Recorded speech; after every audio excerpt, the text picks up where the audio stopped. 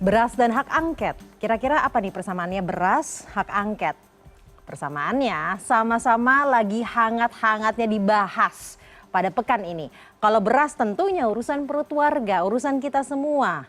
Kalau hak angket urusannya para elit politik. Lalu apa saja ya pernyataan para stakeholder tentang beras dan juga hak angket sudah kami rangkumkan dalam Soundbites of the Week. Nah, kita mulai dari mana? Kita mulai dari hak angket dulu lah.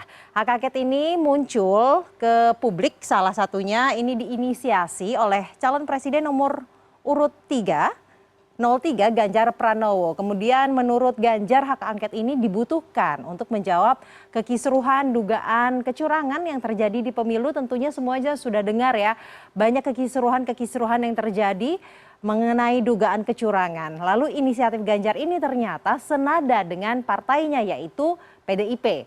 Kemudian inisiatif ini disambut juga ternyata oleh pasangan lawan yaitu Paslon 01 Anies Baswedan dan juga Muhaimin Iskandar bersama dengan para partai pengusung. Katanya apa, kita dengarkan bersama ya. Tapi kami tidak pernah menggertak. Kami menyampaikan cara yang biasa saja. Ada banyak cara sebenarnya, angket boleh atau raker komisi 2 aja deh, segera. Imam raker nanti kesimpulannya bisa apakah ke angket, apakah yang lain. Tapi biar saja kemudian yang punya keinginan untuk angket untuk berjalan. Dinamikanya biar berjalan. Ketika kita mendengar akan dilakukan, kami melihat itu ada inisiatif yang baik. Ketika Pak Ganjar menyampaikan keinginan untuk melakukan angket itu, fraksi PDI Perjuangan adalah fraksi yang terbesar. Kami yakin bahwa koalisi perubahan, Partai Nasdem, Partai PKB, Partai PKS akan siap untuk bersama-sama. Jadi siap, saya memandang. Tapi sepertinya kayak ada yang kurang ya tadi ya. Pak Ganjar ada, Pak Anies ada, Cak Imin ada juga. Jadi udah ada semua. Oh, saya tahu nih pasangannya Pak Ganjar yang tadi belum ada. Calon Wakil Presiden nomor urut 03 Mahfud MD yang tadi belum berbicara. Nah, ternyata Mahfud MD ini tanggapannya nada-nadanya kurang sejalan dengan capresnya Pak Ganjar. Apa ya katanya ya? Urusan paslon ya, itu urusan partai. Apakah partai itu menggertak apa enggak, saya enggak tahu dan tidak ingin tahu juga. Maka saya enggak ikut-ikut bicara urusan parsel. Saya tidak akan berkomentar lah soal hak angket, hak interpelasi itu urusan partai-partai. Mau apa enggak. Kalau enggak mau juga saya tidak punya kepentingan untuk berbicara itu.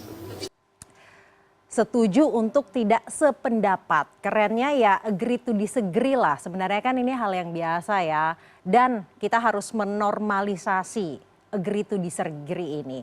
Nah, hak angket itu sebenarnya proses yang normal teman-teman dalam proses politik. Karena hak ini memang diberikan oleh undang-undang kepada DPR RI sebagai pengawas kinerjanya pemerintah. Karena itu memang wewenangnya DPR. Terus yang mengawasi DPR siapa? Tentunya kita nih, rakyat Indonesia sebagai pemegang kedaulatan tertinggi di negeri ini berhak untuk mengawasi DPR dan juga pemerintah sekaligus. Jadi ya sebenarnya harus sama-sama kita awasi segala proses yang terjadi, hak angket, proses pemilu yang saat ini masih juga berlangsung harus kita awasi bersama. Karena yang lagi dibahas adalah suara kita semua. Nah, lanjut nih, masih tentang hajat hidup kita bersama. Harga beras. Kita semua tahu ya akhir-akhir ini melonjak cukup tinggi karena nggak hanya kemudian bikin sakit kepala, bahkan ada yang sampai pingsan gara-gara harus antri beras murah. Karena harga beras ini melejit hingga Rp18.000 per kilogramnya.